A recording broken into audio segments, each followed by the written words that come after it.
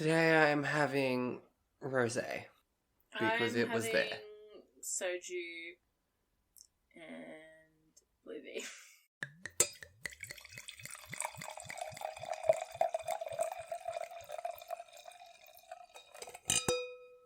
Am I getting drunk on a school night? Pretty much. Is there anything new about that? Not in the slightest. Live, laugh, love. Let's get this done. I think you're really gonna be like mind blown by mine. Alrighty, cool. I'm just here to get lit, get it done, and then get to fucking bed. I am tired as fuck. What a mood. You are listening to Rent Free in My Head, the podcast where we take the thoughts squatting in our minds and set them up with residence in yours, free of charge. Each week, Kirsten commits a crime. Well, she doesn't, but she tells me about someone who did. Rude. And then Jeremy is actually the one who's more committing a crime because he is just frustrating all of us by telling us a mystery which has a fucking end. Like, it doesn't have an ending. Like, it's not resolved, and it frustrates me deeply. It's left kind of the definition of a mystery is it's unresolved. You know what? There's a beauty in the unknown. I don't want to hear about it. Oh, so you don't want to hear my case? We can end this call and I can go to bed? I mean... Kidding. Cool. Thanks for listening, guys. We'll see you next week for our Halloween episode. You said that you only have, like, kind of a short dive this week, right? Yes and no. I did like a nice stew. I beefed her up a bit. I got some chunky some chunky facts. My case is 7 pages long. How many are they normally? Last week's was 7, but... Okay, last week's wasn't that long. But this one, there will be discussion. Isn't the whole point of these weekly chats for a discussion to occur? You that mine might be long, and I was wondering if you wanted to go first for once. No, I'm good. I'm happy with the order. Okay, cool. I feel like mine's gonna be fun to end on. Oh, fuck, that tastes really good. I put more soju in it this week. Oh. Oh, Christ, that's good. That's really fucking good. Bit of a slut for soju, are you? I am. Alright, are you ready to rumble? Can it be like Rumble Light? No. I actually really enjoyed my case this week. I really enjoyed it. Okay. And it was bonkers, and... Am I going to really enjoy it? Yeah, I think you are. I think you are going to enjoy it. Because it's Your mouth really, says... It's really Your mouth says yes, but your face says, probably not. Okay, well, there's, like, still a murder in it, so... Yeah, that tracks. Or, well... Well, maybe. You know what? This week, I can safely 100% say with certainty, 100% say with certainty. You sure? No crimes. No crimes occur in my case. This isn't the same as last week where I proudly declared that at the start and then partway through went, oh, right, there's a murder. Okay. Never mind. There are crimes in my case. That's a given because you cover the crime segment. One of these days I might just surprise you and just tell you a story that's got nothing to do with crime. Probably won't because I really like covering crime. Yeah, I also don't know how that would work unless we flipped it and I told you a true crime and you told me a mystery. Alright, so we're going... Let's add to my trauma, Daddy. Traumatize me, let's go. Get it over with. Apparently I don't have enough. No, you don't. Alright, so we're going to Germany. Ooh, is it a zoo? No. Did you pick this because of Oktoberfest? Ironically, no. But you're just going to lie and say that yes, you did? Yeah. I don't, honestly, I don't even remember what I searched to get this case. But the minute I read a little bit about it, the person, like, what happened, I was like, this is fucking bonks. And I was like, yes, this is what I'm doing. So I don't remember how I got to it, but I low-key love it. And it's really, really interesting, and I'm probably going to get even more information afterwards, because there are 2 films based on this. Oh. So I do want to watch those. I still have not watched that movie about the one that I covered last week, and that's purely because the only place I could find it for free was on YouTube. But then the one that I was going to watch, the resolution was really, really bad, and I just couldn't fucking stand that for a whole, hour and a half. So I'm just going to rent it. But I haven't had time. Moving on, though. Okay, so, also, did you know that apparently Germany is, officially known as the Federal Republic of Germany? I thought its name was just Germany, but no, apparently, shut up. I thought its name was just oh my god, I just want to fucking say it again. I thought its name was just officially Germany, but then when I was Googling it, it was officially known as the Federal Republic of Germany, and I was like, what? Officially by who? Who knows it by that? No one. It's Germany. The Federal Republic of Germany do. Rude. Anyway, also, it is the second most populous country in Europe. Russia is first, which makes sense. Russia is fucking huge. Also, one more fact for you. Germany can fit into... Are you about to tell me you can fit 22 Germanys into Australia? No, because Germany is 22 times smaller than Australia. I was gonna Which means you can fit 22 Germanys into Australia. Okay, no, but what I was gonna tell you is that you can fit Germany into Queensland 9.74 times. Okay. I was gonna say, just don't recycle a fact you've already told me. No, I was going to tell you that it can fit in Queensland. Anyway. Okay, so our main character today is Armin Mivers. Sorry. Okay, no. With that, how it's spelled is Meiwes. Okay, right? Yeah.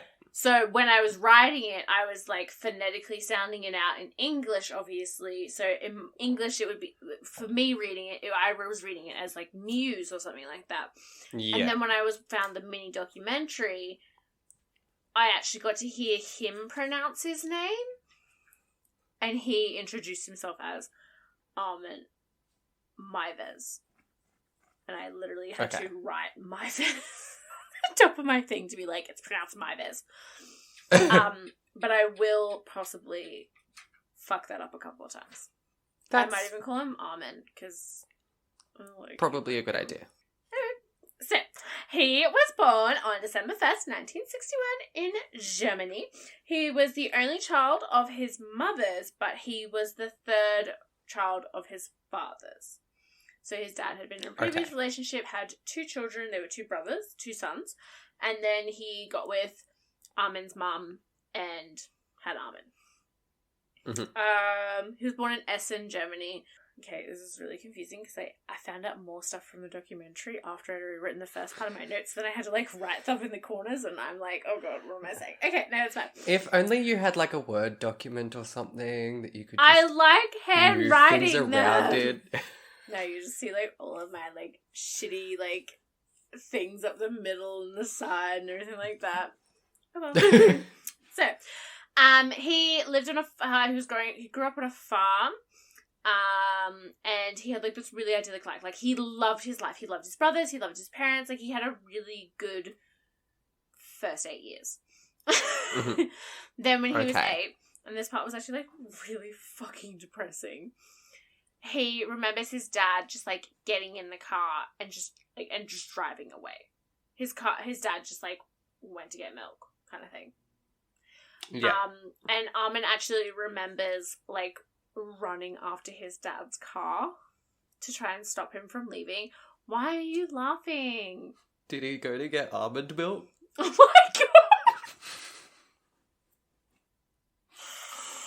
You're a horrible person! I know. Anyway, rude. And then shortly after his dad left, his two older brothers also left. So, like, they dipped as well. From interviews later about when he was younger and everything like that, his mum is kind of described as being, like, so one article described her as being tyrannical. That's how you say it, right? Tyrannical? Tyrannical? I know it's a tyrant. I would say tyrannical. Tyrannical, okay. So one article... Because I'm thinking, like, Tyrannosaurus Rex. Yeah, but then it's called a tyrant, isn't it? You're a tyrant. Yeah. Tyrannical.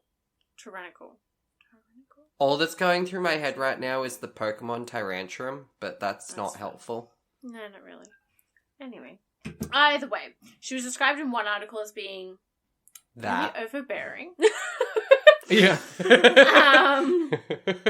And in like an interview and everything like that, a lot of people said that like he didn't really have anyone else. It was literally just his mum, and he was always kind of like with his mum and everything like that.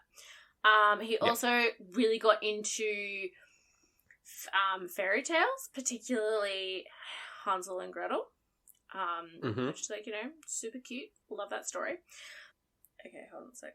What the fuck have I done? Follow the breadcrumbs. Lady low-key lost it.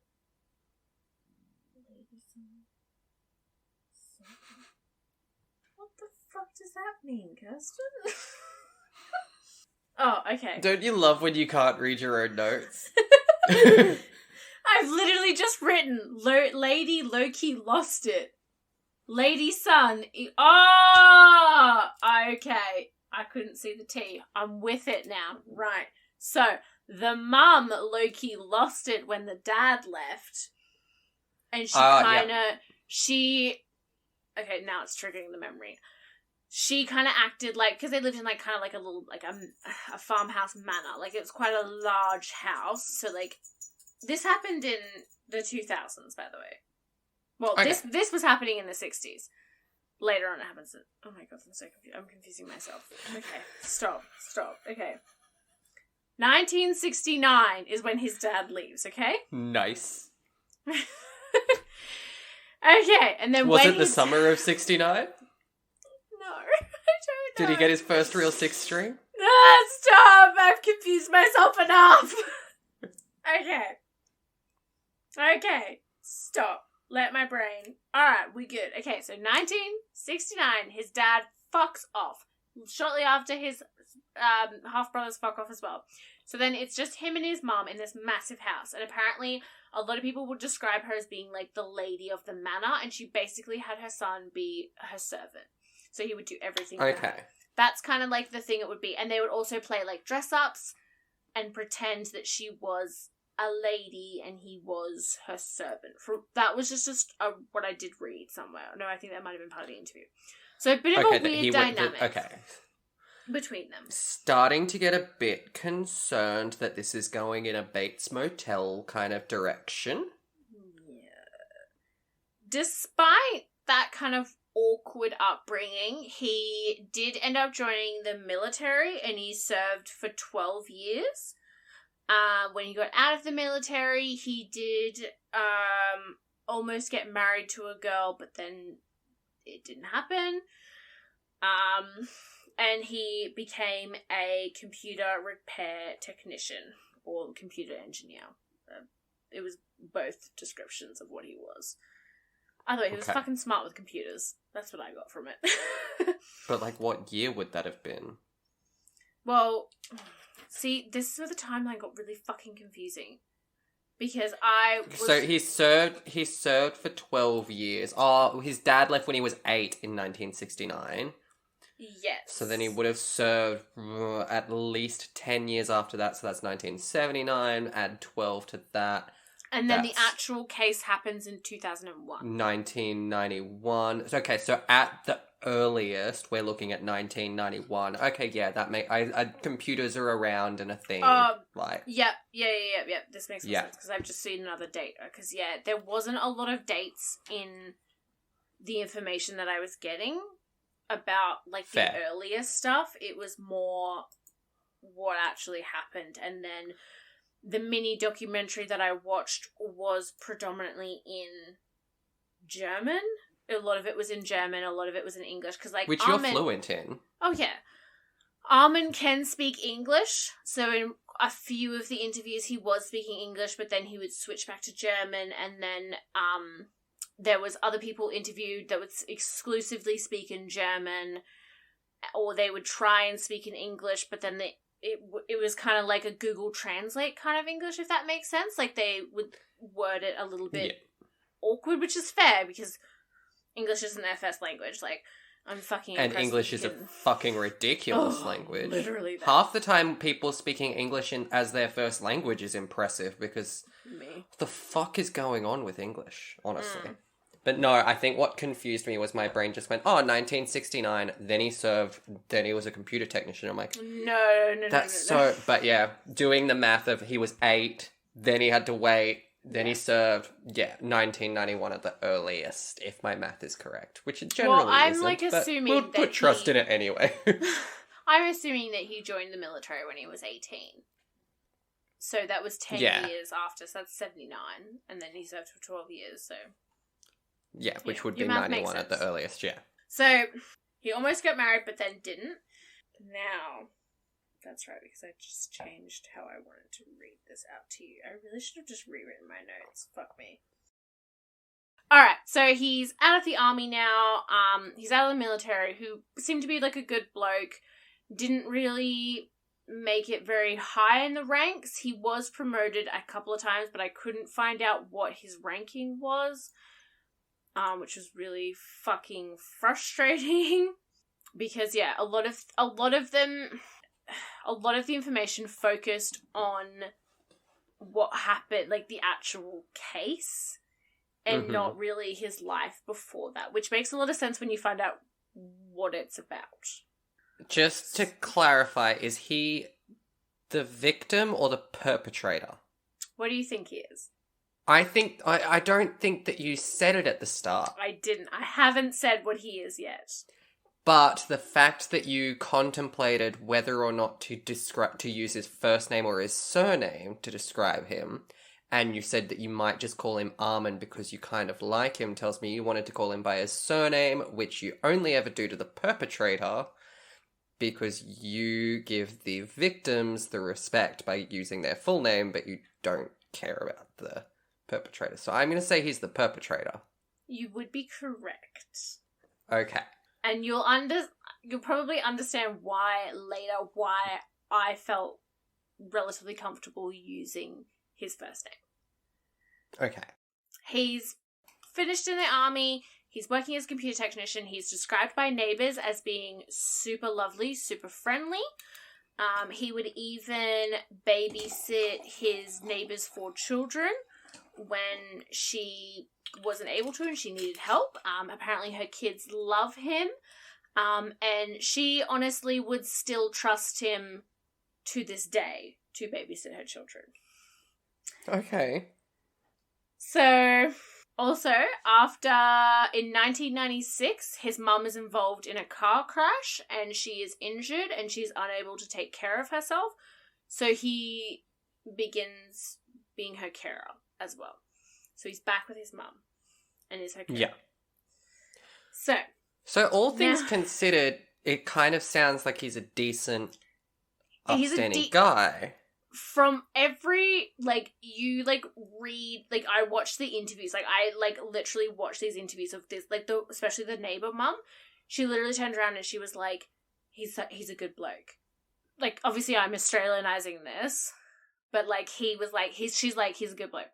Are you about to, tell me that he's a great guy, but then he just rips people apart and decorates his walls with their entrails, or? No. So you remember how I said that he really liked Hansel and Gretel? Is he gonna cook someone? Yes. So he was really interested in Hansel and Gretel, particularly. He's not gonna cook a child, is he? No. Okay. No, I would not like him if he was a No. child killer. But also, I just had like a severe flashback that triggered a memory of back in the day where you could cook babies in The Sims. Oh my god. You're the child killer, not. But anyway, so Hansel and Gretel was his favourite fairy tale, and he apparently from a young age had wanted to taste human flesh. Now, his mum eventually dies. Same, but still. His mum eventually dies, so he's in this massive house by himself. He's a computer nerd, wants to taste what human flesh is like, is a bit lonely, hasn't had an excellent life. So he does what anyone would do. He tries to find people like him. So he goes onto the internet, to a website called the Cannibal Cafe. Now, in the article I originally got this from, it said that that was defunct forum for people with a cannibal fetish. But, now this is why I messaged you and I was like, holy fuck, my search history is gonna be fucked. So I googled the Cannibal Cafe because I was curious as to what would come up. So there actually is in Vancouver a cafe called the Cannibal Cafe. Vancouver, Canada? It says Vancouver, BC. So yes. Yes. Okay, now they're We'll get to Vancouver a cafe, later. and it looks really interesting.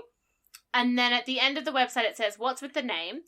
And they say, no, we don't serve human flesh. Our name comes from a song by Vancouver's punk rock legends, SNFU. I don't know what the fuck that is, but anyway. So I was kind of safe not for work. Definitely. It actually looks like a pretty cute cafe. Like, I checked out their menu. It looks pretty delicious, but I was like, alright, no one fucking cares, babe. Move on. Then I went a little bit further, and I found a website. Now, when I click into the website, it comes up with, it just kind of looks like a forum. It's got like a brick background, and then at the top it says Cannibal Cafe, and it's got like a little gif of dripping blood. Let me just read to you a couple of the entries on this. So this is from someone named Vanessa. Hello. I am a delicious meat for a party in La Casa de Dulcet style. I like to will be roasted alive or boiled alive. Kiss, Vanessa. Vanessa's a messer! Another one. What? Hi, I am 5'9", tall, long red hair down to the middle of my back. Blue eyes and very plump, large C cup. I have nice hands or rump roast as you would like. How would you cook me? And do you have an official brand I could be branded with? Willing to be a pig or cow? Now someone replied to that woman, her name is Kath, and said, at Kath, I'd love to eat you. Send pics in DM. Now I just want to point out, I can't click anything on this website. I can't, I can literally just read them. So if this is real, there must be like a special keyboard combination you have to do.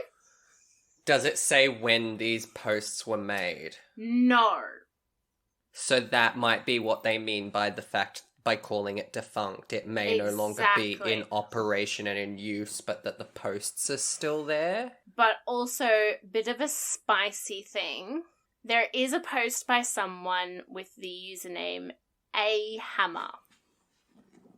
Do you remember me telling you that there was a scandal coming out about Armie Hammer apparently being a cannibal? No. Okay, so Armie Hammer is Who's Armie Hammer? He's a famous actor, and it came out recently that apparently he's a cannibal, and he tried to have a relation with someone without their permission, and it was like really messed up that he was a cannibal. He's in Call Me By Your Name with Timothée Chalamet. Seen. It's a good movie. Oh, I'm sure it is, but I haven't seen it. He does look familiar, though. I can't remember anything else he's in. He's been in a couple of things, but he's not really in anything at the moment because of this whole scandal. But that one reads, "You just live to obey me and be my slave. I will own you. Would you come and be my property till you die? Those are my bones, and if I want to break one to prove it, I will. Fingers, toes, and if you need more proof, your fucking neck. I want to barbecue your ribs. I'm 100% a cannibal." Now, this one could low-key just be Why is this spicy? This could just be someone, like, fucking around with, because of the whole scandal. So I don't know that one for sure. But some of these other ones are, like, there's mention of a red room, which is apparently a live torture session, and you can watch it online.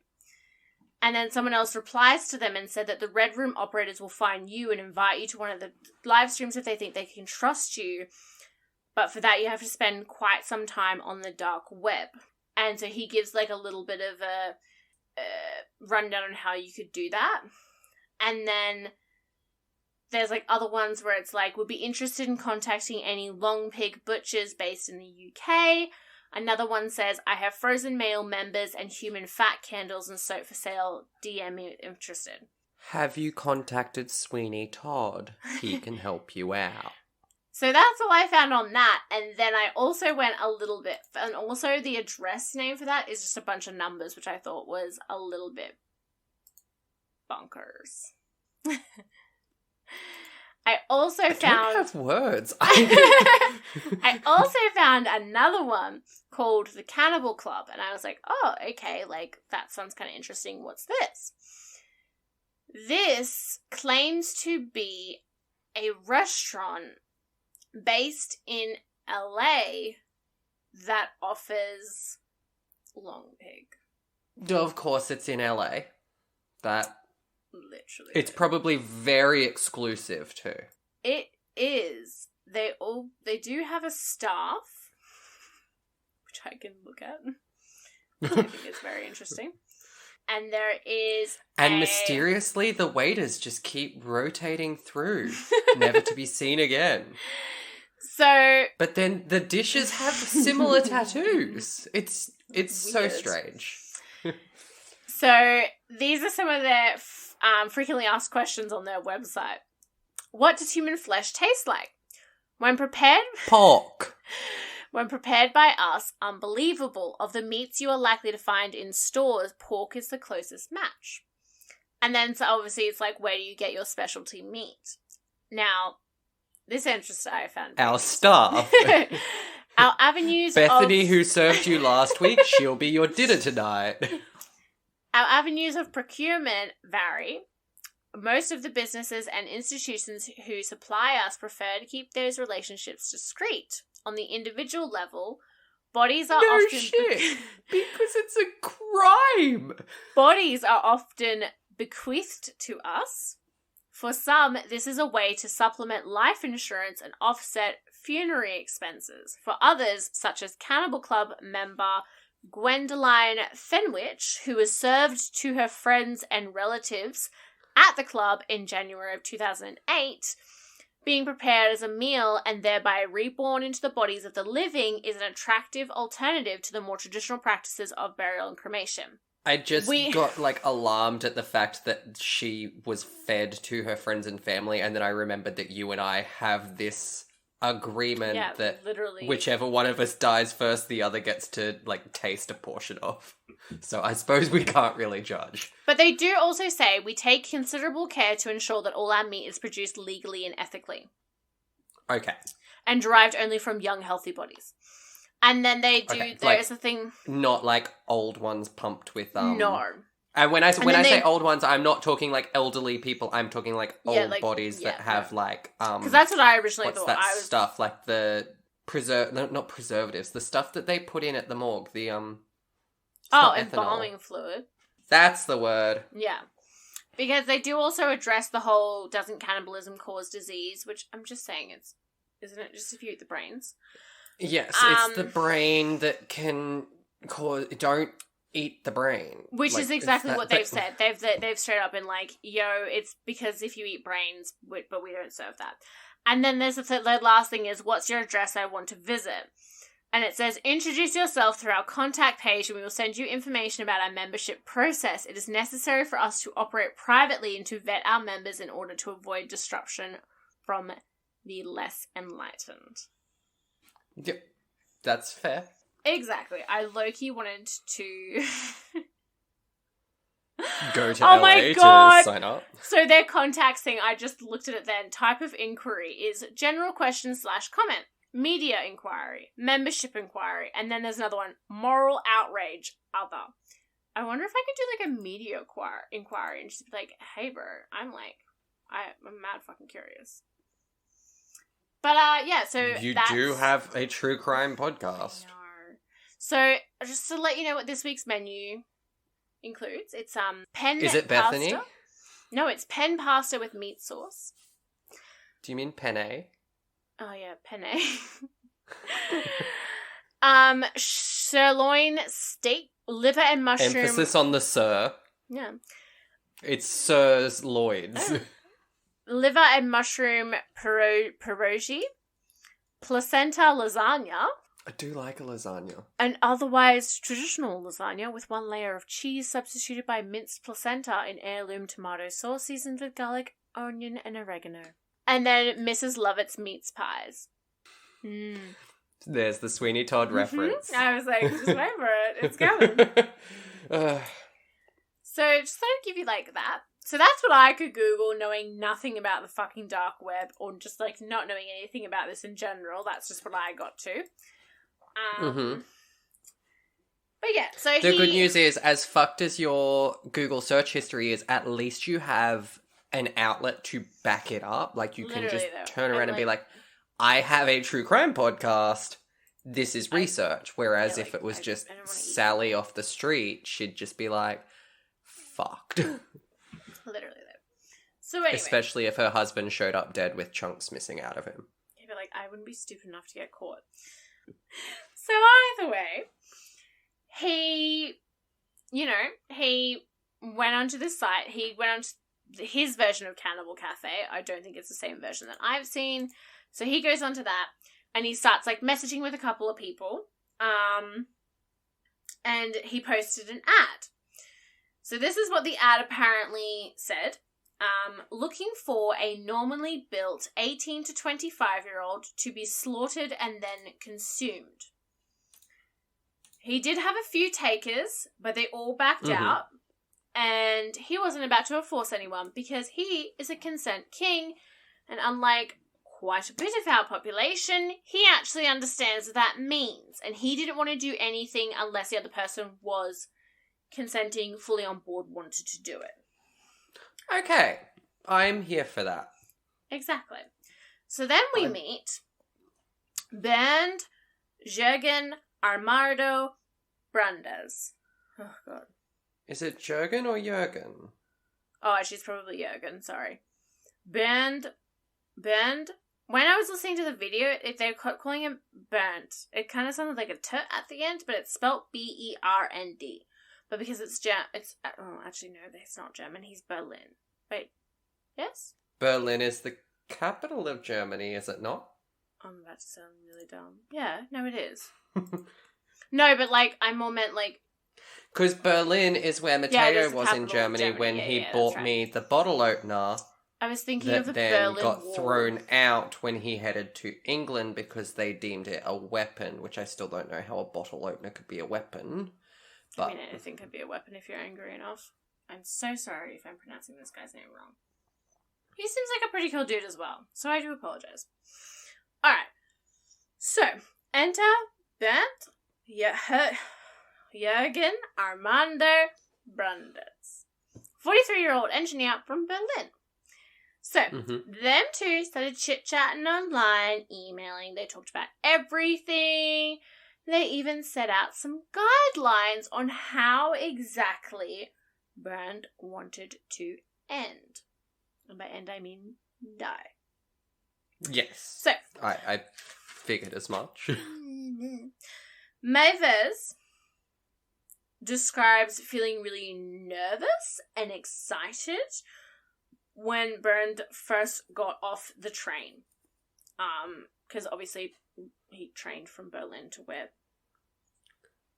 Cute, like when you pick someone up for the first date. Yes. Except in this case it would also be the last date. You know what? It's worth noting that Armin was a homo. And he... Up the gays. Literally. He had liked boys from a young age. So, he caught the train from Berlin to a house in Rottenburg, which is the house that they grew up in, so big house, remember that. So, here's how it went down. Okay. The two men went back to Maither's property, settled in, had sex. Mm-hmm. They like undressed each other, had a gaze at like what they were working with, had some sex. That's generally how that works. But apparently neither of them were like super satisfied by it. Like from what I could get, they enjoyed the sex, but it wasn't as satisfying as the next part. Eating people. Yeah. So, apparently... Did they try eating ass before they tried eating people? Like... No. They may have skipped a step. Okay, so... Also, I should let you know that Maivez filmed everything. Oh. With Bernd's permission. Now, This footage has never been released to the public because even 21 years later, it is still deemed as too graphic. Obviously, the lawyers and the judge have all seen it, and in that mini docuseries, we did hear a lot from Armin's lawyer about him watching the video and his description of some of the events. So, after they had sex, I think they were just kind of like chilling around and everything like that. And then they went to... The lawyer described it as a slaughter room. They went to the room, and apparently Bernd almost begged Armin to cut off his dick. Like, that was the initial plan.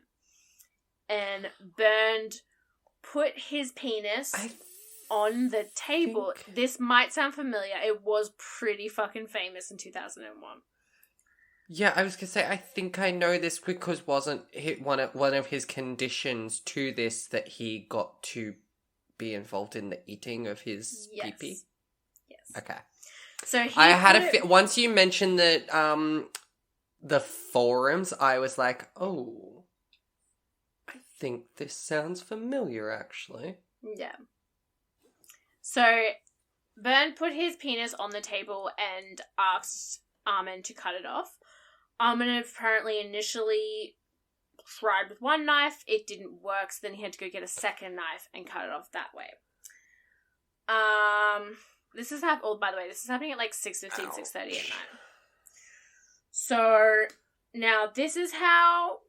Sorry, I watched the description of Armin and I watched the lawyer describing it. So the lawyer described it as soon as it was off, or as it was happening, Bernd was screaming. Mm-hmm. But he only screamed for Understandable. He only screamed for about 20 to 30 seconds. And Armin backs up this claim. He says that as well. He's like, he only screamed for 20 to 30 seconds, and then he stopped, and he said, it doesn't hurt anymore. And he instructed Armin to cut it in half, and then, like, go cook it. So then Armin leaves the room to go and cook it while Bernd sits down. So he cooks it, he seasons it with salt and pepper and garlic powder. I'm sorry, but has Bernd, like, done anything to cover the wound so that he's not just, like... honestly not sure. For want of a better word, but I cannot think of one at the moment, pissing blood everywhere. Literally, though. So, apparently, Armin described it as a little fountain of blood. By the way, he went downstairs to go cook it But because the meat was so fresh, it just kind of shriveled up and burnt. So it was inedible. Apparently, Bernd was really disappointed by this. And one article did say that Armin fed it to his dog. But I only read that in one article. I didn't see it anywhere else. So I'm not entirely sure how true that is. Bernd described to Armin that he was really, really cold. And so Armin made him a warm bath. And then while he was in the bath, he went and read a book. And he would check on him every 15 minutes or so, just like to see how he was doing. So after about 2.5 hours, Bernd said he was feeling better and he attempted to get out of the bath. As soon as he was out of the bath, he collapsed. So I think at this point, the bath was kind of like keeping him chill because it was like warm and it was like kind of keeping him okay. But then once he got out and he was standing, like it... Do you think it was the shock that made him cold and like that Possibly. he needed that warmth? Because he's described the whole time as wanting it. And even being disappointed that he couldn't participate in it. But I don't think they really thought about the fact that that's a lot of blood to lose from that particular part. It might be a specific desire, but that's still a severe trauma to the body. Yeah. And then also, my thought as well is, if this was something that he wanted this badly, he might have... Where my head first went in the thought of blood is, he might have been really getting off on the idea in a sexual way, which if his brain has the arousal going on... Yes. The blood is gonna be moving down there, and if there's nothing to pump the blood into, it's just gonna be hidden. That was also mentioned that it was sexual gratification for both of them. So he was looking at it, the fountain of blood, being like, "Damn," but like, "Damn." And I think that Armin was similar. So. Then they moved upstairs back into the slaughter room, and apparently in the video you can even see, like, Bernd kept collapsing, like he couldn't stand upright or anything like that. Armin kissed him on the forehead or something, and then he goes and gets a knife. A bit gay, but okay. He goes and gets a knife, and then he seems to hesitate, puts down the knife, and kisses him again. I think the second kiss was a lips kiss. And then, again, apparently you can see the hesitation on the video. And then Armin cuts his throat. And then he hangs him up on a hook to drain the bloody and start preparing it for a meat. So on those chat rooms and everything like that I discussed before, apparently he kind of like researched and learned how to prepare a human body for slaughter and then storage and then eating, obviously. Yeah. So he started that process. But also in the interviews and stuff like that, that is the only part. I would assume it would be it's very pretty similar to doing the same with a pig or a cow, yeah. Yeah. Very similar, from what I got. Yeah, you sounded very confident in your knowledge there. It's like, oh yeah, it's just the same. But I think this part's kind of sweet. Apparently, in all of the interviews and everything like that, and whenever Armin was talking about the process as a whole, he was just kind of normal and everything like that. But when he described that moment of having to kill Bernd, like the actual like final cut of the throat, he did seem really sad. Yeah. And like he's obviously been studied by fucking like everyone. And psychologists and everything like that described it, and it's a lot to do with connection, but we'll get more into that later. So, he prepared the meat and stored him in the freezer under a false bottom, and then put normal meat on top. And then, so 30 to 40 years of dreaming of eating someone, and he finally did. And then this is how he described it. Tastes like pork, but stronger. I don't think people would know the difference if they weren't told. It was really good. Fair. So that's how he's described it. Which does kind of match everything that I have seen, read, or heard about that. Exactly. Not that I actively go out of my way to seek information about that. Yeah, it it's really just fucking interesting, though. But like, comes up a lot, and I mean, well, that's why we've already gone over my curiosity about it. Literally, though. So, this has all gone down. 2 days after Bernd disappeared, his boyfriend reported him missing. Bernd, however, had deleted everything from his personal computer, so there was no, like, trace kind of thing of him meeting up or anything like that. And Armin continued to fantasize about eating people and everything like that. And he began trying to find another willing participant because, remember, he's a consent king and would not do it without anyone's consent. So enter a young Austrian who emailed and asked about Armin's body count. Armin said that he was experienced, and he was quoted as being like, well, you wouldn't be the first. Apparently, the little Austrian was a snitch, and he reported this to the police. 5 months later, the police rocked up to his house with a warrant and found the freezer. Now, a female officer was on scene for this, and she apparently opened up the freezer and asked him, she found the meat on the bottom. And she said, what's this meat? And he was just like, oh, it's normal meat. It's just like beef or pork. And then she turned around and was like, I've been a housewife for X amount of years. That's not pork. Or, that's not beef. She just straight up was like, nah, girl. That ain't animal. And then, obviously, a bunch of fucking evidence was in the house, and that led to everyone finding out what had happened. But also, I love that story progression from her housewife to cop. Literally, though. Go queen. So, and then, obviously, Armin called a lawyer. Now, the lawyer describes it as, I think he was already kind of with the company, and Armin called him and was like, hey, I need a lawyer, because I'm about to get arrested or whatever. And the lawyer was like, okay, yep, sure, let's do this. And then Armin was like, would you still represent me if I killed someone? And then the lawyer was kind of like, I guess. And then obviously he did become the lawyer for him. How badly did you kill them? Like, how dead are they? Mangoes at self-defense. But the funny thing is, there's no law against cannibalism in Germany. And I did Google it, and there's not technically many laws in any countries revolving. Yeah, I'm just trying to think. It's just kind of a moral, like, hey, don't fucking eat people. It's frowned upon. But it's not technically illegal. So, to quote Willy Wonka in Charlie and the Chocolate Factory, but that's called cannibalism and is frowned upon in most societies. Exactly. But not illegal. Still not illegal.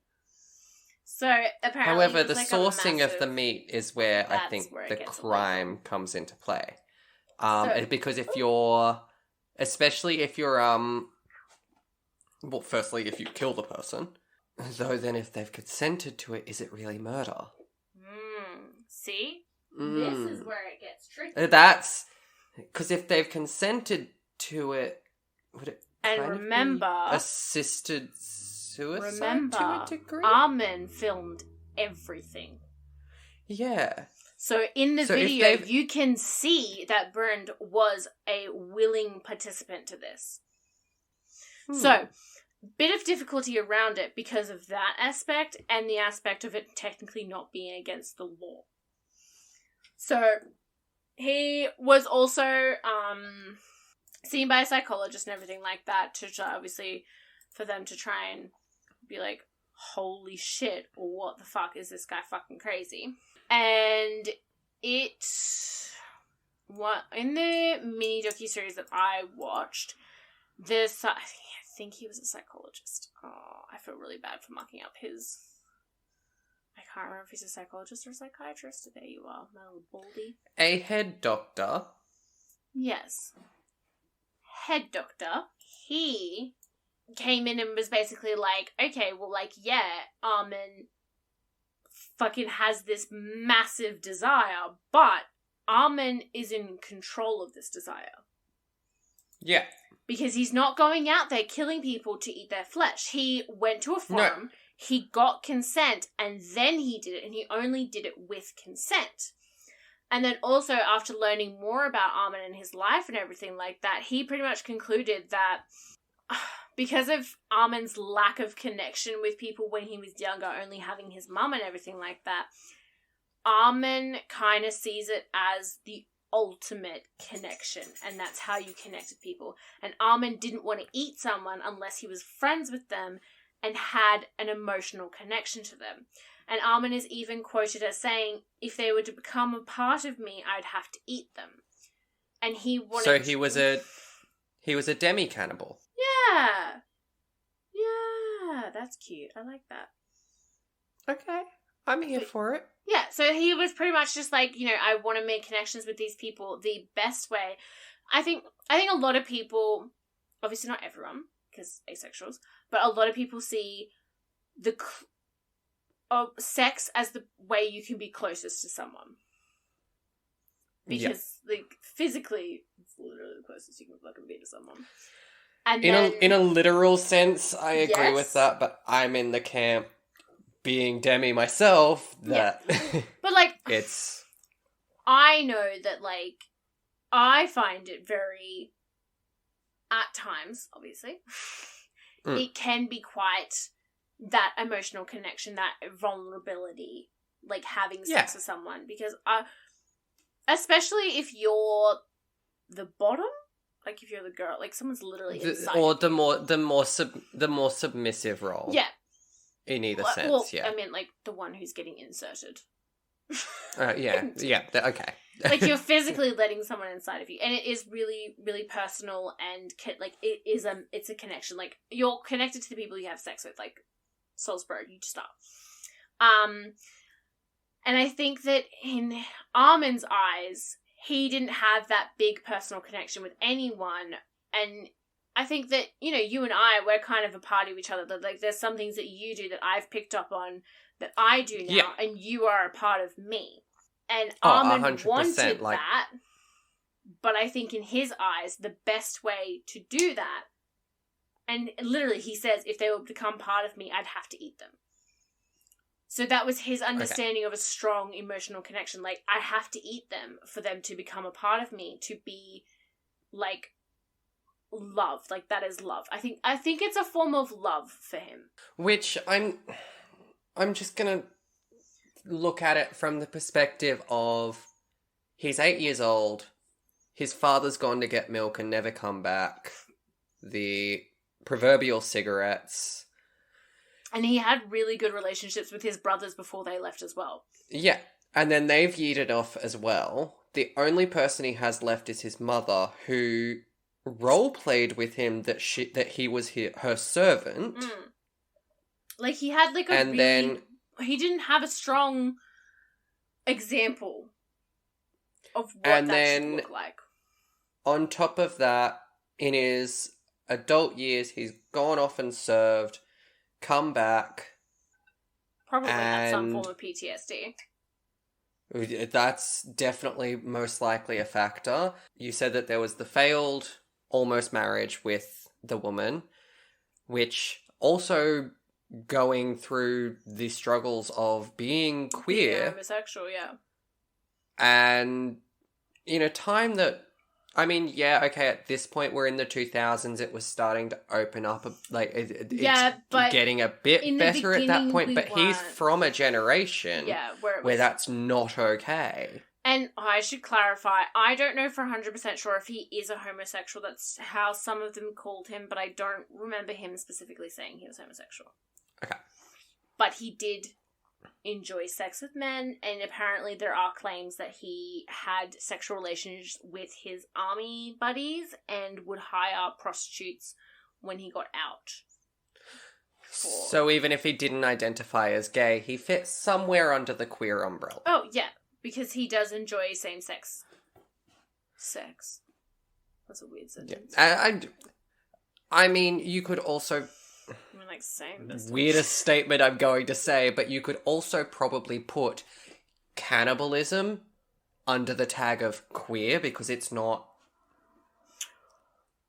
Queer is... I know, like, the definition agreeing. of the word queer is abnormal. Yeah, I agree. Cannibalism is not normal, so... And it talks about a lot of the, like, what I was researching was talking about cannibalism as a fetish.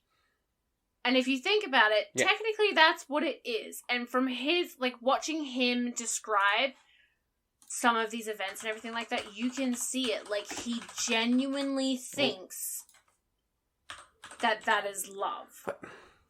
Fuck off. Well, that was my perception of it. And if that's his... I'm just trying to find out if there's a... There is actually a name for cannibalism as a fetish, as a paraphilia. Oh. Vorarophilia, often shortened to vor. Okay. Which is derived from the Latin word vorare or vorare, to swallow or devour, and ancient Greek philia, which is love, as we established when we talked about paraphilia last time. And but the time I before actually that. really like that definition, though. If it's to devour or to eat, and then feel it as love, like, it's to devour or eat love, which is what he's doing in his eyes. Yes, but that's where paraphilia comes into it, because which is the overbranching term for all of these little leaves, because paraphilia is abnormal love, basically, or abnormal desire. The head doctor did mention paraphilia as well. Yeah. But I was just curious if cannibalism paraphilia had a specific name. No, that's fair. He even, like, as I said, the head doctor was pretty much just like he's in control. He's got this, like, technically you can call it a paraphilia, but, like, he's not. I was gonna say he's not hurting anyone, but he technically did. There's all kinds of paraphilias that are not good. Yeah. For others, but my thing is it is what it is. It's not something that you can. It's not something you've asked for. It's not something that you can control. You can change, but it's something that you can control it. But. So, do you see now why I'm sure to some people homosexuality is a paraphilia. Oh, literally. Do you see now why I ummed and ahed about the name usage? Because... Yeah. I know he murdered something, and that is bad. I had a feeling once you'd mentioned the forum that it was this case, and then I was like, if that's the one that I think it is, okay, yeah... Is he really a criminal? So, he was arrested... I think I'm with you on that one. So, this all happened in March 2002, right? That's when it all went down and burned, was killed. Yes. Armin was arrested in December 2002, and then by January 30th, 2004. So, it took 2 years for this to go through the legal system, all of the trials and everything like that, because, again, there's no laws against cannibalism. Yeah. In 2004, 30th of January, he was convicted of manslaughter and sentenced to 8 years, 6 months in prison. Which I'm like, okay, fair, I get it. You technically did kill someone. Killing someone is a crime. I can see why you were. Because at one point in the documentary, someone, I think it might have been Armin's lawyer, said... You could see... No, it wasn't a lawyer. It was a reporter. A reporter turns around and says, you could see it on Burns' face that at the end, this wasn't what he expected, and he died sad. Yes. Which, fair, because I think a lot of things aren't as good as what you're going to expect. And I think he was getting that high of finally being able to, like, have these things done to him, and that he was going to be a part of this, but then when he realized that, like, bro, this is your last fucking high, And also probably he was a little bit sad he didn't actually get to taste the flesh. Gonna say something here that's probably gonna be very, Controversial. might start a little controversy. Not to play devil's advocate or anything, but could the same not be said in a lot of suicide cases? That I kind thought of in the the moment same they thing. realise, oh, actually this isn't. It's like that what famous I fucking wanted. story of that guy who jumps off a building or a bridge and then halfway down he realizes, fuck, I could have fixed every single problem. This is why I'm like, okay, yep, he did deserve to serve some time in prison because he did take a life. Yes. And that's bad. If you want to practice cannibalism, just cut parts off of people. So that went down in 2004. Then, apparently a lot of people weren't fucking impressed with that. So, there was a retrial in 2005. But Now, under what grounds, though? the first one wasn't good enough. I was under the impression that that's not a thing.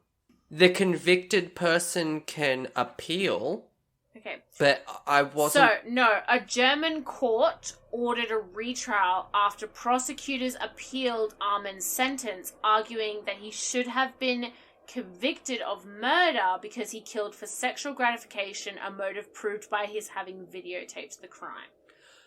Okay, so it was appealed, but by the Yes. prosecutors, not So, by... Okay. The court ruled that the original trial had ignored the significance of the video in disproving the argument that Armin only killed because he had been asked to kill. What? And a psychologist did state that Armin could reoffend as he still has fantasies about devouring the flesh of young people, which, like, if you're a fucking cannibal, that's kind of the whole point. Okay, yes, he could kill again, but he quite clearly only was prepared to do it if the person asked him to do it. Literally, though. Which Burnt did. Literally.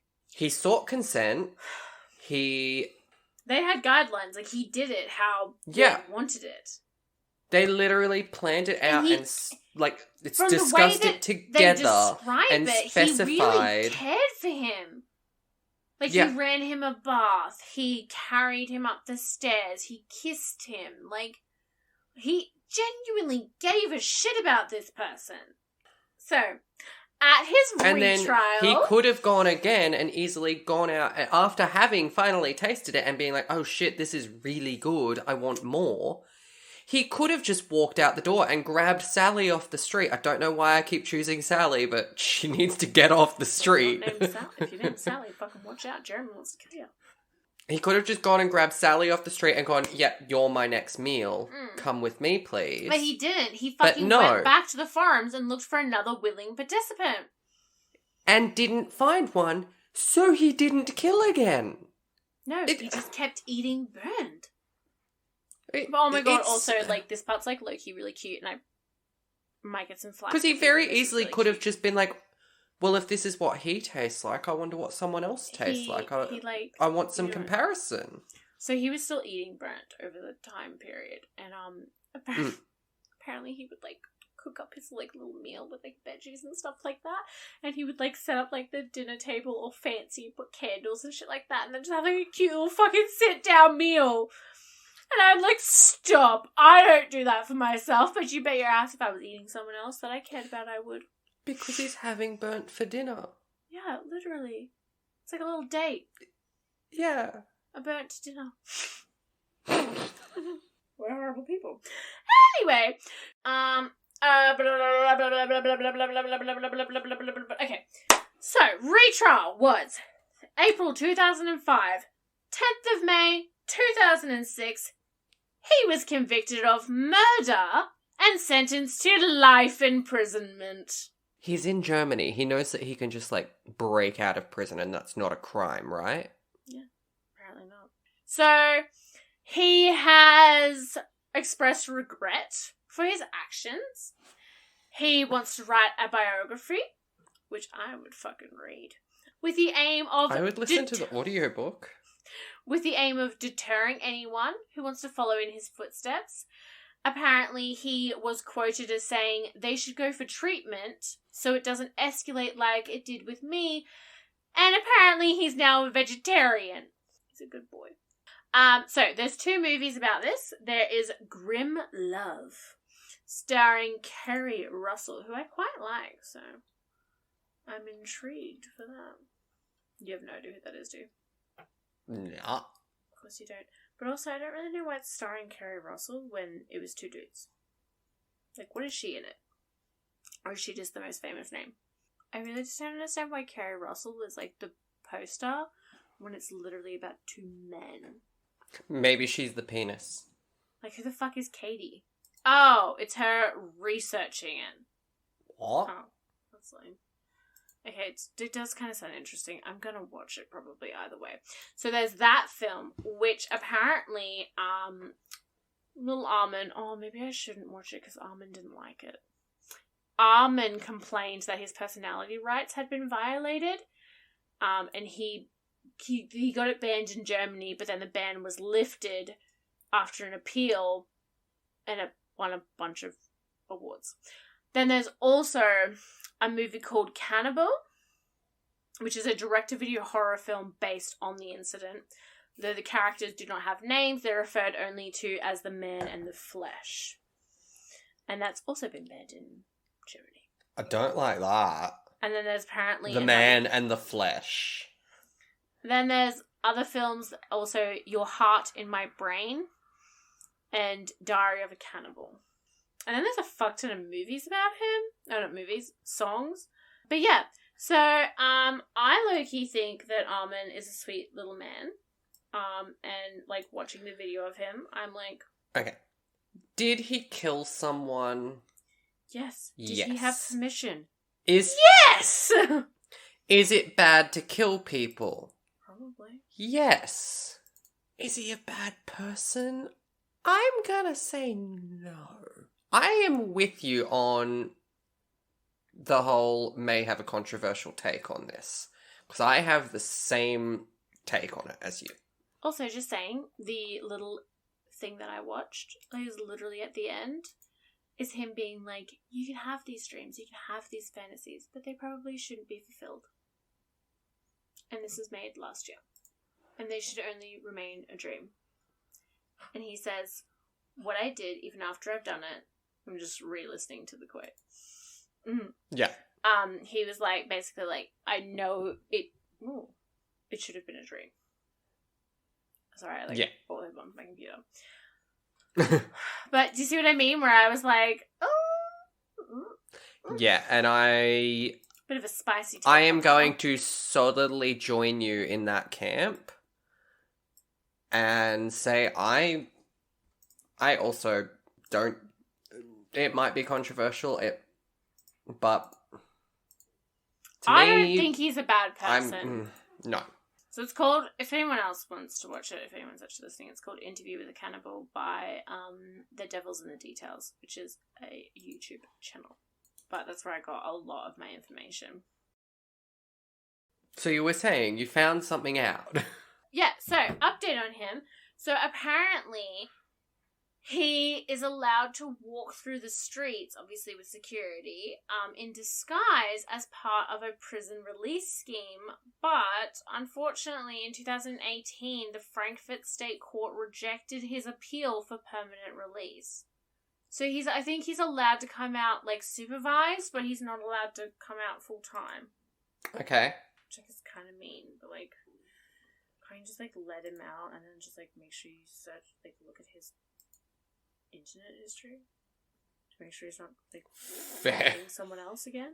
That was an interesting case. It would be. I know you said that it was bonkers and that you were going to have a controversial take on it, but I was not expecting like I don't even know if I can call it a controversial take if I agree with the take. But I think you can because like overall I am aware that most people probably wouldn't agree with us on that one. But yeah, no, I am 100% with you on that one. Like it's spicy. I don't really have any other words other than it's spicy apparently. But, like... And I mean, I'm only I love it. 2/3 of the bottle in. I got enough to get me through the episode. I'm sweet. Alright, are you ready to get showered in the unsolved? No. Well, you're going to anyway. Like, it was a rhetorical question. Wow, rude. Okay, so as I said earlier today, this week I can safely say, with certainty, Are you sure? I got it right this time, with certainty, no crimes committed in my case. Because this one is another unexplained phenomenon. We are staying in America, but this time we're going from Arkansas in the south up to the Pacific Northwest. I don't know why I had to motion that to you. This is an audio platform. Now I'm just kind of doing that 70s dance where you point diagonally. You're Why doing am I still great. doing it? Yeah, so we're going from Arkansas in the south up to the Pacific Northwest because we are headed to Washington State, not DC. We'll burn that bridge in a moment. Don't like it. It doesn't float, so it's fine. I don't like it. I don't like it. You don't like most things. Very true. So, we'll jump straight into the fun facts. And for this one, I did something different. So, some of these I found in my usual search methods, but some I realized, like, 2 days ago that I know someone that lives in Washington who is actually just, as a whole, full of random information. So, just sent a message in the group chat being like, yo, no context either. Yo, got any fun facts about Washington for me? And before they could respond, someone else chimed in and was like, hey, not who you tagged, but I live in Washington as well. Let me see what I can do. And before I knew it, I had three different... It was the right Washington. I had 3 different people just spamming me with fun facts while I'm at work. And I was like, this is awesome. Thank you so much. Because I was honestly fucking spoiled for options. This was a really cool way to learn more about the state. I didn't use all of the facts that they gave me. I used some of them, and some of them are from my own just normal Googling. But just for my own personal knowledge, this was a really cool way to learn more about the place that I was talking about. So if I ever have the opportunity again to go directly to someone with first-hand knowledge regarding the topic for my fun facts, I am so doing it. If you're listening and you live in an area that I haven't covered yet, and you have fun facts about that place, email us. Message us. Sure. Send them on First-hand whatever experience means is you cooler. can, because I fucking want to know. Even if I don't use it, I want to know your fun facts. Gimme. Anyway, we're going to jump into our fun facts. And the first one is probably... It's going to annoy you, but it is going to answer a burning question that you have, because you've asked me it multiple times. I'm pretty sure you've asked me it earlier this week as well. What the fuck is the point of having Washington, D.C. and Washington State? That's the one. Basically, during the creation of the territory in 1853, it was initially going to be named Columbia, which Columbia occurs a lot throughout America because it is the female version of Columbus. Yeah, Christopher Columbus. It's the... Is he like the James Cook? Yes, basically. Was he discovered... like super racist and discovered something? Even though it was already discovered by people living there for thousands of years? Yeah. Cool. Just making sure we're on the same page. Why does it need to be a girl version? I don't know, but for some reason they just had... She was basically the female embodiment of Columbus. That's Columbia. That's where that comes in.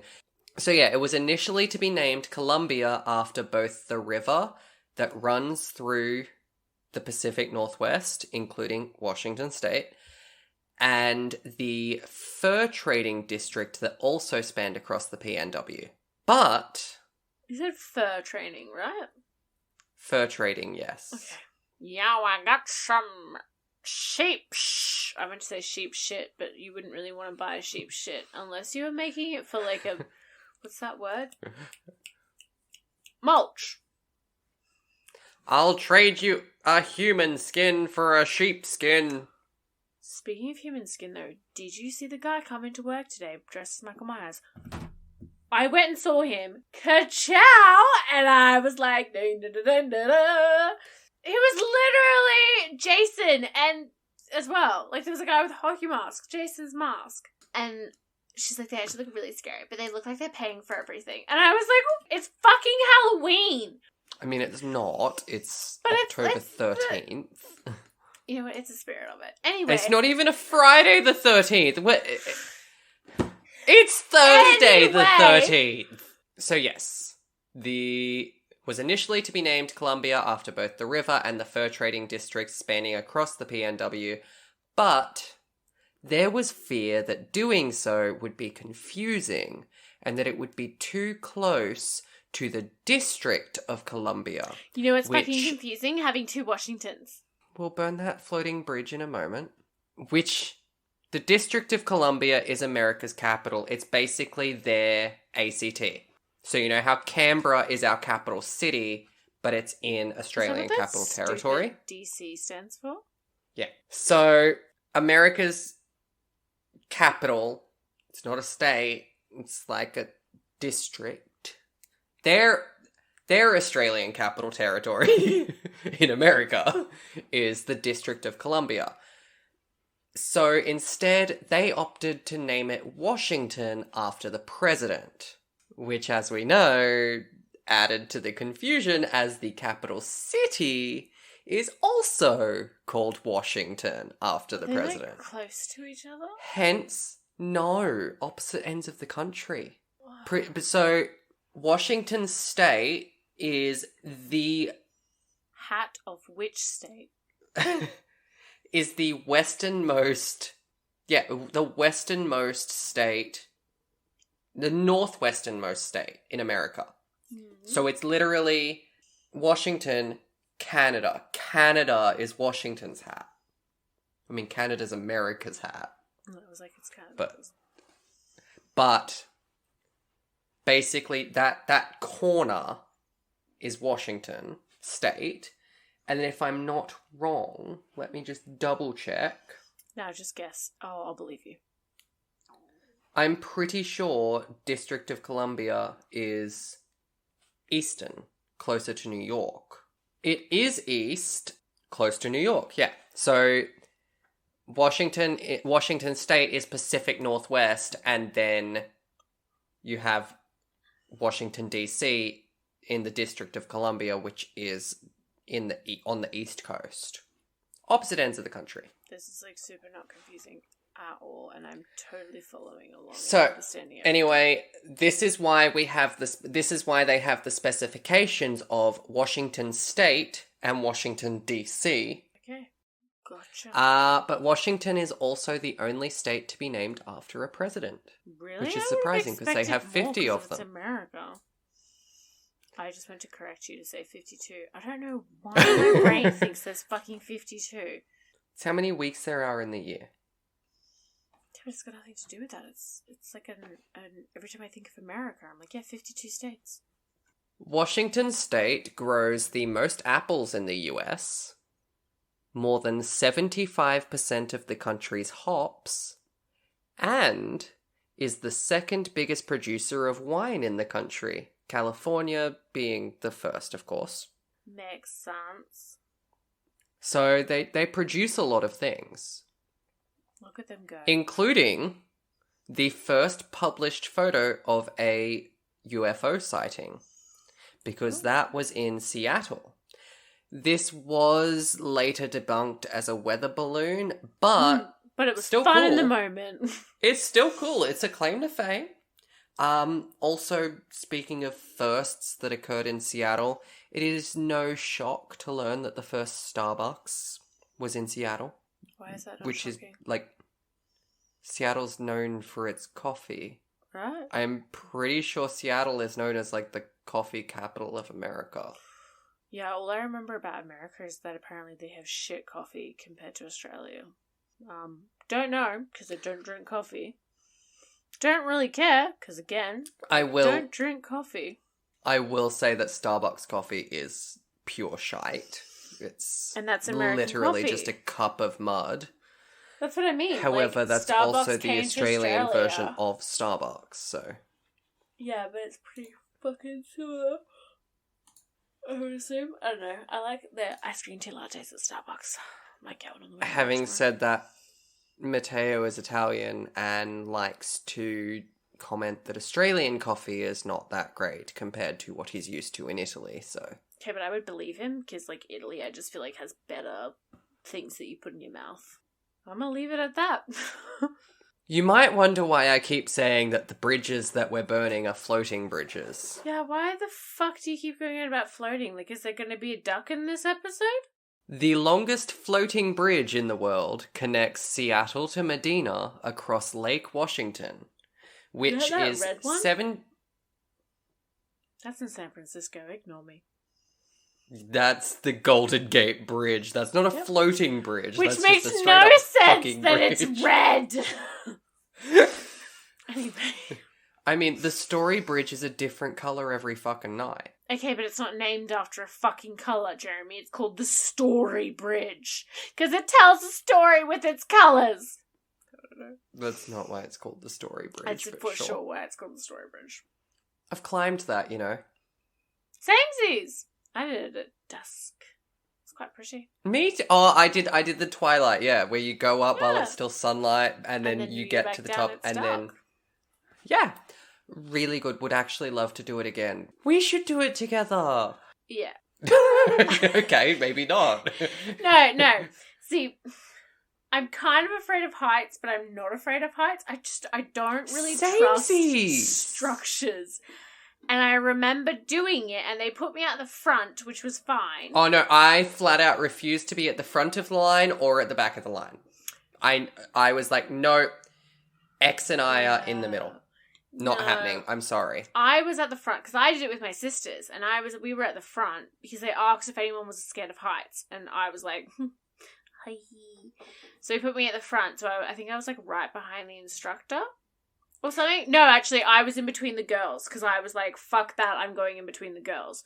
So I went in between the girls, and I remember for the photo that they take, I did not let go of that fucking railing at all. And then they were like, oh no, they were like, put the thumbs up, for the photo. And I was like, nah, cunt. no, Nah. And they were like, no, just for like 2 minutes, Cass, and you're safe. And I was like, nah, fuck this shit, I'm gonna die. And they were like, no, it's okay. And then so literally it's me for 5 fucking seconds. I'm like, you gotta be quick. So I let go, did thumbs up, and then immediately latched back on and was like... But it's really nice.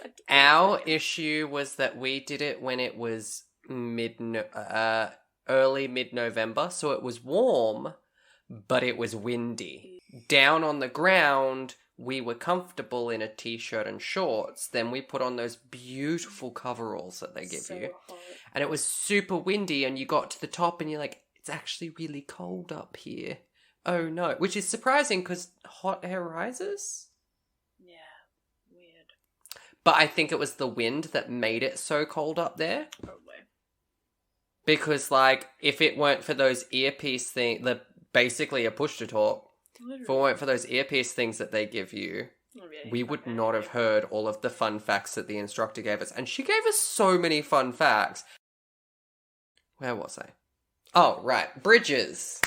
So, the longest floating bridge in the world connects Seattle to Medina across Lake Washington, which is about 7,700 feet or 2,350 meters long. And if that's not enough, 4 of the 5 longest floating bridges or pontoons actually in the world are actually in Washington. The 5th is in Guyana. And the only reason I've split it up that way is because 1, 2, and 3 and 5 are in Washington. And it's number 4 that's in Guyana. Oh, of course. Yeah. Because I was like, oh, so like the top 4. And then I looked and I'm like, no. 1 to 3. No. And then 5. This is something that one of my friends suggested simply so that they were just like, oh, this would appeal to you Aussie folk.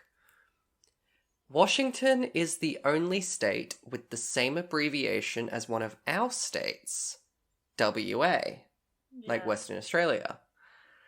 And there is a Walla Walla in both Washington and New South Wales. How romantic. Obviously, Washington, more specifically Forks, is the home of Twilight. I was literally just about to say, Bella! Bella, where you at? And... Loca? Wait, no, where you been, Loca? Every time. Sorry. Where the hell you at? And as we know, it's a very rainy area. This is actually pretty relevant to my case, just a heads up. Rain, specific importance. But, and this is one of the facts given to me by my friends, there is a specific area of the Olympic National Park that receives 12 feet of rain a year. I thought you were just going to stop at 12 feet, and I was like whose feet? Really No. Damn, that's a lot of fucking rain, though. Yeah, that's more than 2 Kirstens. Fuck. That's like a lot of fucking rain. That's 2 Kirstens and then maybe 2 heads. I do have a big head. Yeah. I like that we use you as a unit of measurement ever since the Overton Bridge. But you know what's funny, though? As I use it at work as well, like even before that episode, I would use that as reference. Yeah. Like people would be like, I'd be like, oh, how big is this? And I'd be like, well, it says the dimensions on the packet. And they'd be like, well, I don't know how big 2 meters is. And I'd be like, oh, okay, well, I'm 165 centimeters. So, like, here-ish? Me and then a bit. It was like me plus some? And then they would just look at me and I'd be like, well, I'm just saying. And, of course, even though I was already spoiled for fun facts, I couldn't help but look into some weird laws in Washington. Because, well, I'm me. It's what I do. Sometimes, when I remember. As usual, these are from onlyinyourstate.com. I am not 100% on the validity of these laws and whether or not they're enforced, but it's interesting content, and I thought you'd get a giggle out of them. I thought our listeners would get our giggle out of them, you know, all 5 of them. Maybe 4 now. We might have lost one. Who knows? Hey, gay. But, it may. In Washington, it is illegal to pretend one's parents are rich. Oh, okay. So random. I love it, though. One may not spit on a bus. That's fucking fair. Ew. I'm not certain if they mean as a passenger of the bus you may not spit, or if they mean as you walk past a bus you can't spit on it. Either way, I'm kind of here for it. Spit. It grosses me out so much when I see men walking down the street and they're just like, I'm like, Yeah, I don't. Like, why? Just swallow it like a normal person. Like, it's gross. Just swallow. Literally, though. It's that simple. You cannot buy meat of any kind on a Sunday. What if you forget to buy dinner? I guess you go on veggie that night. Oh, well... What if you, like, really want lasagna? Well... You might have to find out if your neighbour's okay with being killed. Fair. Not only that, also on a Sunday... You can't buy a mattress. A mattress? Yes, that thing that you lay on. That's such a random thing not to allow? Like, what? Well, the last one is just the shining star in this constellation. I am so tired. I'm struggling with, like, basic analogies. That who even am I? Jeremy Gage. It is illegal to sleep in an outhouse without the owner's permission. Why would you want to sleep in one, though? Literally my first question. Why? Like, of all the places to sleep in, you're like, oop. Alright, but even if the outhouse... where is this accent I just picked up from? Even if your last resort is an outhouse, would you not just choose... Like, Washington's a heavily forested area. Would you not just be like, fuck it, I'll sleep in the woods, cunt? Like, I would. Maybe if the weather was really, really, really bad and you needed literal shelter. In a bus stop. But also, that's stinky. Also, that's where people really poo. Uncomfortable. And they don't flush. Because you can't flush, it's just in a hole. Also, like, if you're sleeping in there, something is bound to come up and bite you on the arse. But also, can you imagine... Excuse me, sir. I'm really, really tired. Can I sleep in your shitter? Is that okay with you? Because you need the owner's permission. I'm very confused. Okay. So, I mentioned that rain is relevant to my case this week. It's kind of an understatement. My whole case is about rain.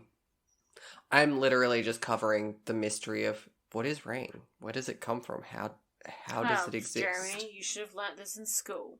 More specifically, I'm going to be talking about what rained from the sky in Oakville in August of 1994.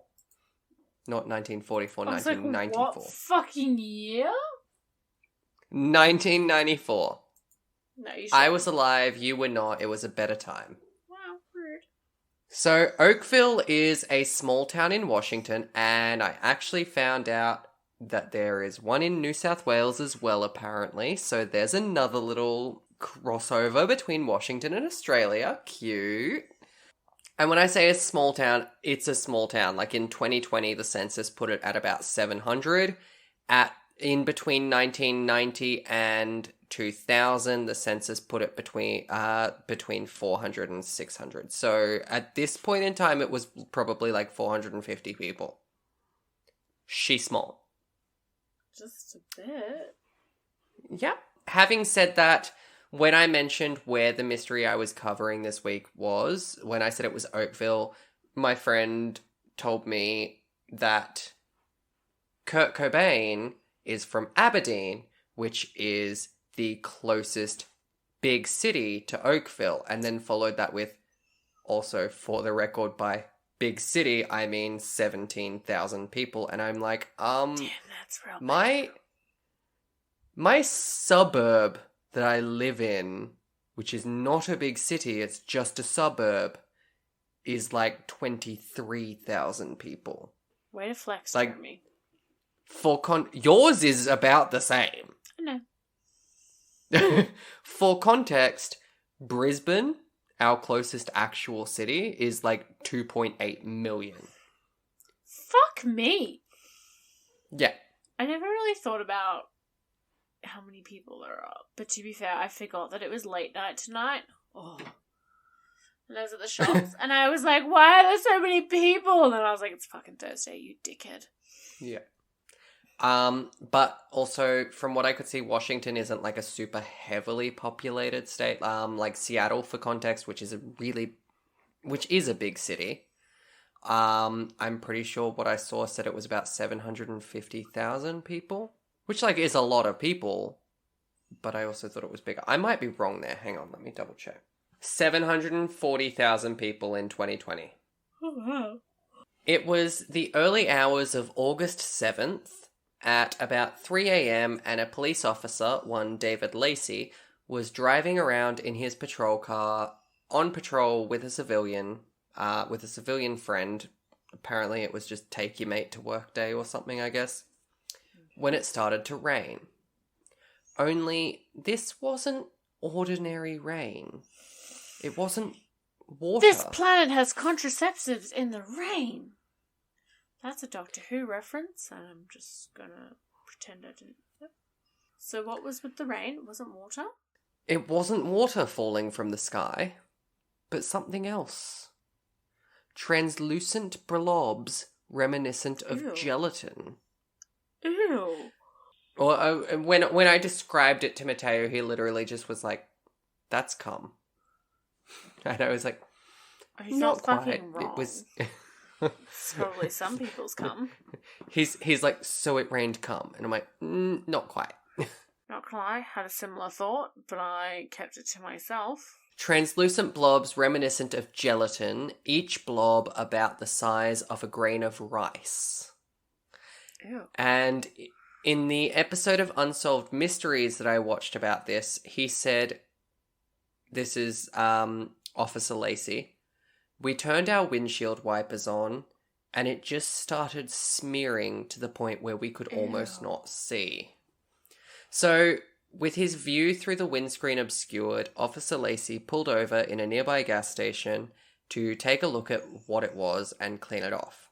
He did don latex gloves first, just to be safe, but described it as being mushy, almost like you had Jell-O in your hand, which to us it's jelly. But considering it's a quote, I was like, okay, I should probably Americanize it. Oh, so It's jelly. Fuck him. So later that same morning, another local resident, Dottie Hearn, awoke to see what looked like hail everywhere. However, when she went to sweep it off the top of the wooden box, she found that it was in fact not hail, but a gelatinous substance. And there were several other reports from residents of Oakville having observed either the raining of these blobs itself or just the resulting mess that it left. And over the space of 3 weeks, this same substance rained from the sky 5 more times for a total of 6 Ew. showers. Ew. Yeah. Does it, afterwards, would it, melt? How would you get rid of it? It didn't really specify. Oh. Because, if she's going to sweep it off, I'm assuming it got stuck on her broom, but then, did it just, No, evaporate? she's just swept it off with her hand. Because it was just like a wooden, it. it was right. like the wooden box, just next to the porch. She's just like, okay. oh, there's hail, and she's gone to sweep it, and she's like, Flick oh, that's it, not and hail, then that's it's- yucky. Yeah, ew.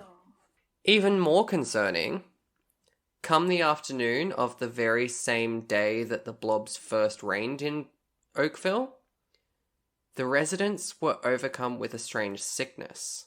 Oh. So both Officer Lacey and Dottie among them. Officer Lacey described being violently ill and having difficulty breathing as well as blurred vision. Oh. And Dottie was actually found weak and barely conscious on her bathroom floor by her daughter Sunny, Jesus. who described her as being cold, pale, and drenched in sweat. She was quickly rushed to the hospital where she stayed for 3 days with what was diagnosed to be a severe inner ear infection to explain away the vertigo, the nausea, and the difficulty breathing and blurred vision. Yeah. Makes sense, I guess. Reportedly, the residents of Oakville were struck with a severe flu-like illness that stuck around not just for the usual 7 days of the flu, but instead for as long as 7 weeks, and in some cases even 3 months. Many felt that the weird blob rain was to blame for this, or at least connected, including Sunny, who, as her mother was being taken away to the hospital, remembered the mysterious blob rain and found it odd and thought there might have been a connection, so she actually took it upon herself to collect a sample from the yard to send anyone to take samples. Yeah, just to send to the hospital with her. And so a lab technician examined this sample. I believe this is at the hospital. couldn't determine what it was or how it fell from the sky, but did note that it contained human white blood cells. More on that in a moment. It was then sent to the Washington State Department of Health for further study, and a microbiologist, Mike McDowell. Do you think Mike is short for microbiologist? Yes. You've cracked the code. His parents knew he was going to be a Surely. microbiologist, so they were like, fuck it, we'll name him microbiologist. Then when he's older, he can just go by Mike. Anyway, microbiologist McDowell found that it contained 2 different species of bacteria, one of which is known to live in the human digestive system. Now, it is worth noting that the white blood cells that I mentioned earlier have actually been disputed and refuted. Oh. Reports show that they found a number of cells of various sizes, as well as the 2 types of bacteria, but that none of the cells had nuclei, which white blood cells do have a nucleus, or they have nuclei. So, That first kid's therefore, fucking imagining things? Therefore, if you've looked at it and not one cell has a nucleus, but white blood cells do have a nucleus, there's no way that white blood cells could be in there, basically. Do with that what you will. It's science, so it's unimportant, as we've discussed. We all know my stance on science. Useless, apparently. There's been a few theories as to what caused the blobs to rain on Oakville. The first of which seems kind of obvious, being that it was human fluid waste released from an airplane. But okay, apparently aliens are more obvious than that. Yeah. Given that there was the presence of a bacteria found in the human digestive system, this makes sense. However, gross. Very gross. It was also quickly ruled out, as Federal Aviation Administration pointed out that if this was the case, the blobs would not have been translucent, but blue. As regulations require all human waste on aircrafts to be dyed blue. Furthermore, regulations strictly forbid the release of this waste mid-flight, which makes perfect sense. Gross. Because otherwise, you're just... Hello, has anyone seen Joe... Has anyone seen Joe Dirt? That giant shit meteor that he's carrying around? So gross. According to Unsolved Mysteries, roughly a year after the first rainfall, Dottie mailed a sample she had stored in her freezer to a private research lab. What the fuck are you doing keeping it for a year? I don't know. I feel like she probably just did what I do, and she she put it in, she collected it, and she's like, this will be useful. Should freeze it to keep it safe. Popped it in her freezer and then completely fucking forgot about it. And then she's Have doing you taken your... I have not cleaned out that freezer, no, so my pumpkin is still in there, but I'm thinking I might just save it till Halloween and then push it out for Halloween and throw That's it out what I'm saying. time. I'm saying get it out and thaw it so that it's ready for Halloween. Then it'll get rotten. That'll make it spookier. Yeah, but then I'll smell. I don't want that at my front That'll door. deter people from coming to your door. That's very, very true. Don't go there, that's where the rotten lady lives. I would love if I was the Russian lady of my neighborhood. Anyway, so apparently she sent it off, and while the private research lab was researching it, another microbiologist, not named Mike, believed he saw complex... there was a specific term for it, but I was like, yeah, I'm not bothering with that. He saw complex nucleus-containing cells that are present in most living creatures, meaning that the blobs were, or previously had... that the blobs were, or previously had been at some point, alive. Okay, but plants are alive. That's not that exciting. But also, a previous report said that there were no nuclei, so... It's a zombie jizz! So, one person says it's white blood cells. Then the next bunch of researchers are like, there's no nucleus in sight. Bestie, you fucking Not crazy. possible. And then a year later, someone else is like, I feel like I see a really complex nucleus-containing cell. Is there a nucleus or not? That's the real mystery of this case. Is there a nucleus? Apparently. Is there a nucleus or is there not? Can you be nuclearer about this? Gosh darn it! Again, do with that what you will. Another theory... I'm sorry. Is that it is zombie This- jizz. No. That's I not just- fun. This one is the dumbest thing I've heard. I literally just said it's zombie jizz, but that's the dumbest thing. I feel this is less dumb than zombie jizz. Well, you said it used to be alive. Another theory is that the blobs were chunks of jellyfish. What? How? How? Jellyfish live in the ocean, right? Is there even an ocean near Washington, whatever? I don't remember which one we're in. Pacific. That's why it's the Pacific Northwest. Alright, Jeremy. No need to be judgy. Sorry, did I get too Pacific? So, there had apparently been, and this has been confirmed, the military has confirmed this, but also said, like, this doesn't add up. There had been some recent naval bombing tests performed at sea by the military. And it was theorized that this had accidentally destroyed a school of jellyfish and sent their pieces flying up into the atmosphere before they settled back down in Oakville. Totally makes sense.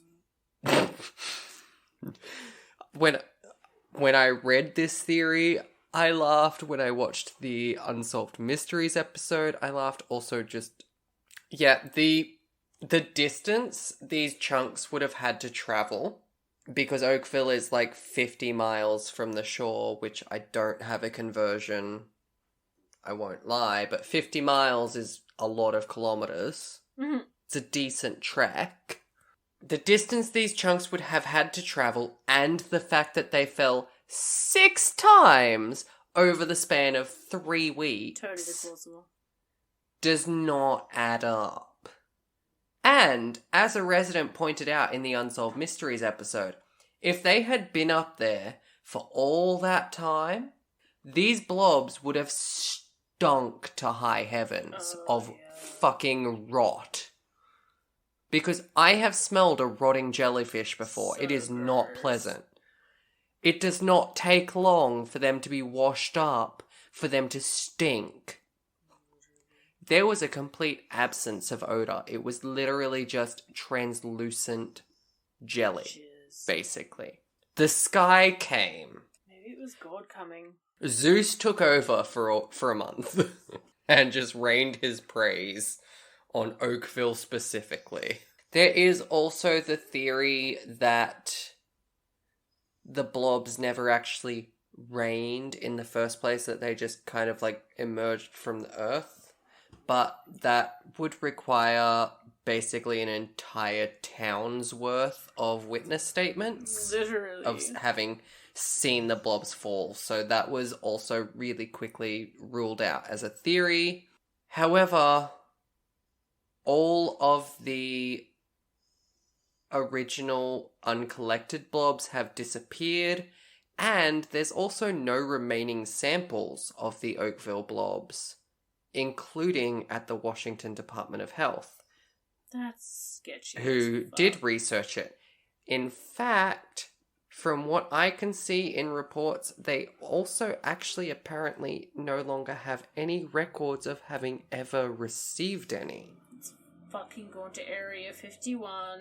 Despite there having been reports of them analyzing them. I feel like there was something else I wanted to mention, but I forgot what it was, so I'm just going to quickly go back to my tabs to double check. Ah, yes. There was also the theory that Oakville might have been, like, the subject of a military testing campaign of, like, a biological warfare weapon. That's kind of fucked up. But, yeah, that's the extent of that. Like, okay, here's a biological weapon that gives you a 7-week to 3-month flu. Yeah. Maybe it's the origin of COVID. Who knows? For sure.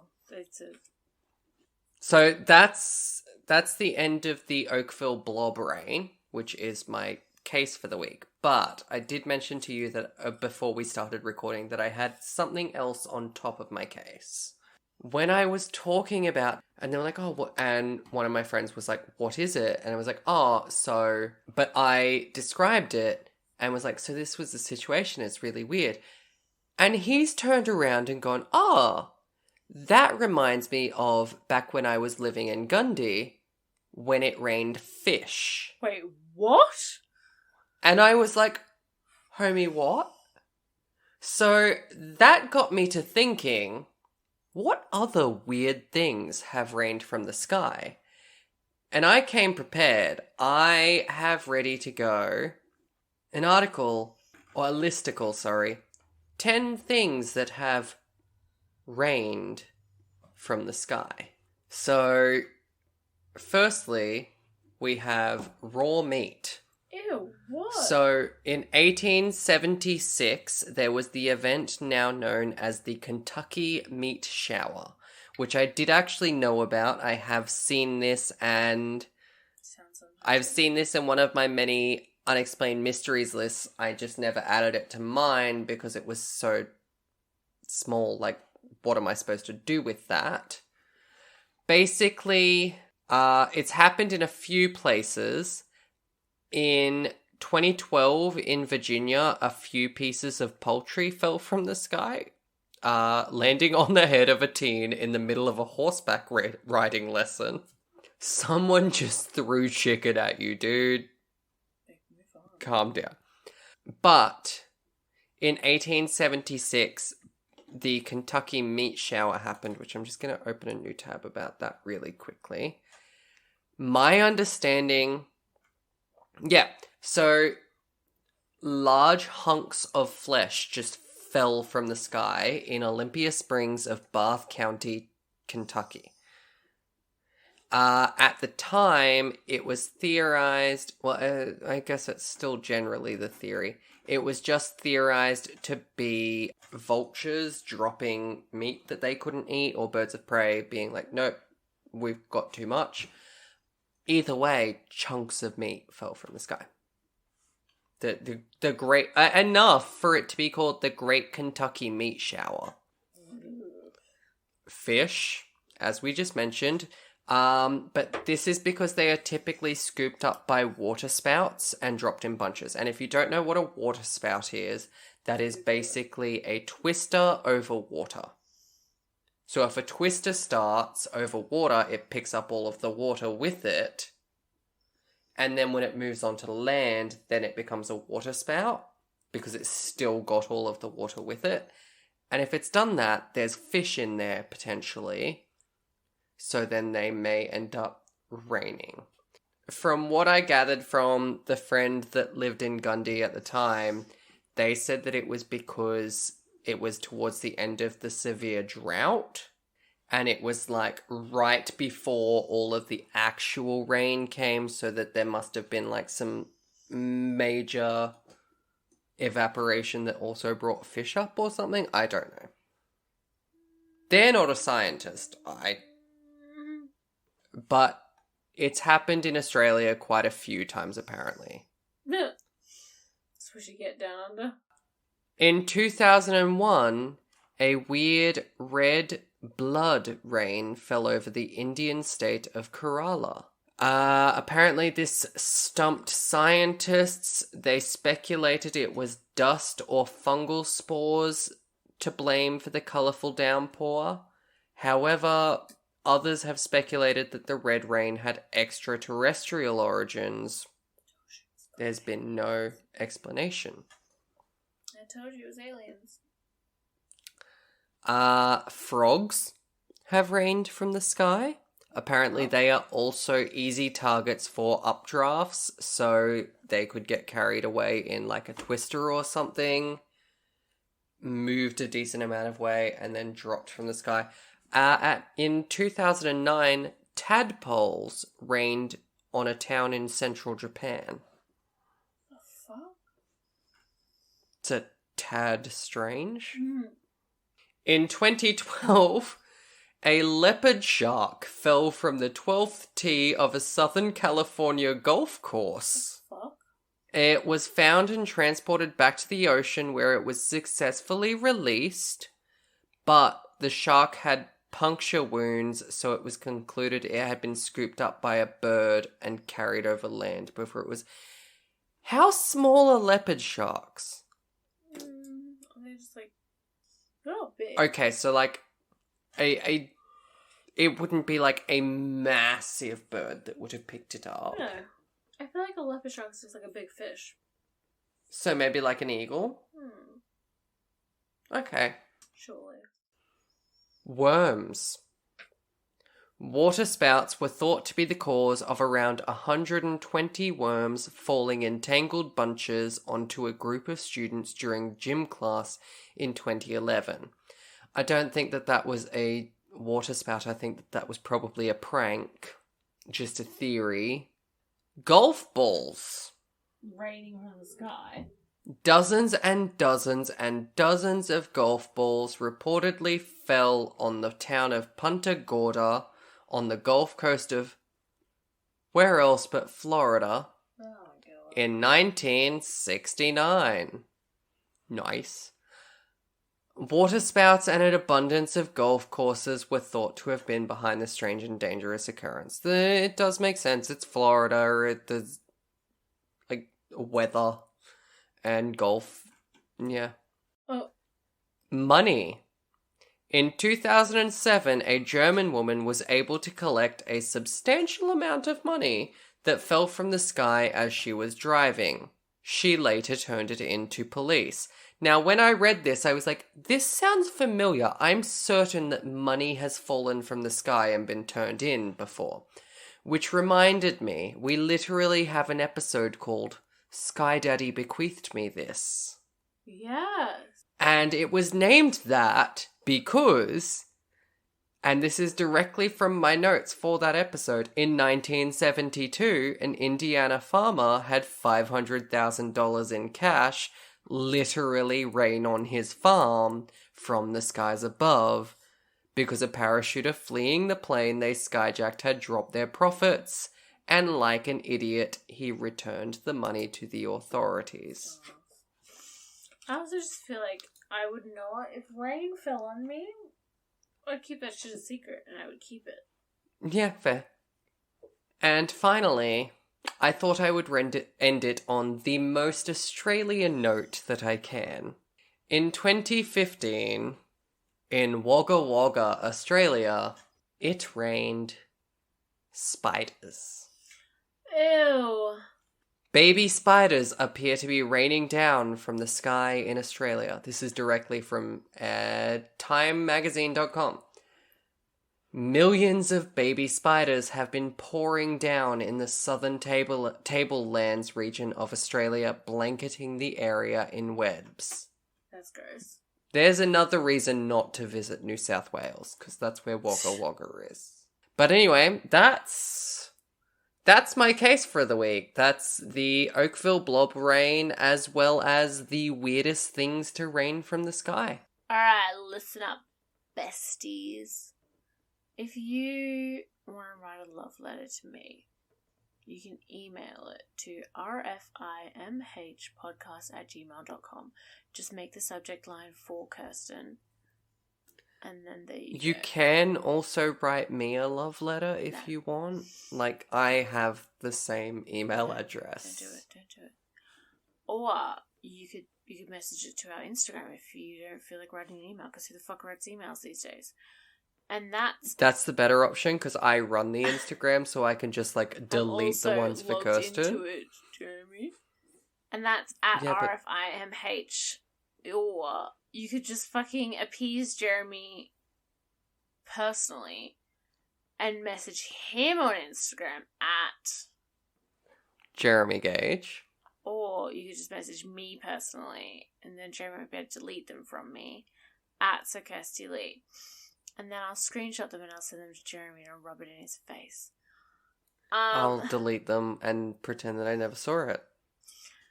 Or we do have a YouTube page if you don't have one of these streaming services available, and that's just Rent Free in My Head podcast.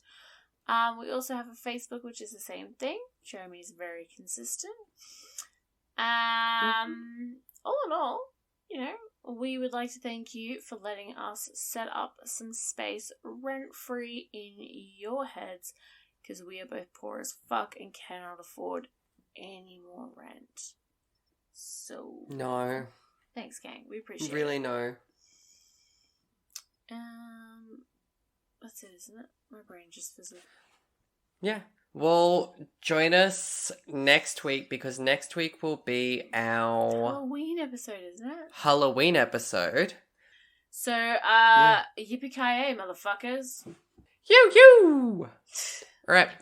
Bye. Bye.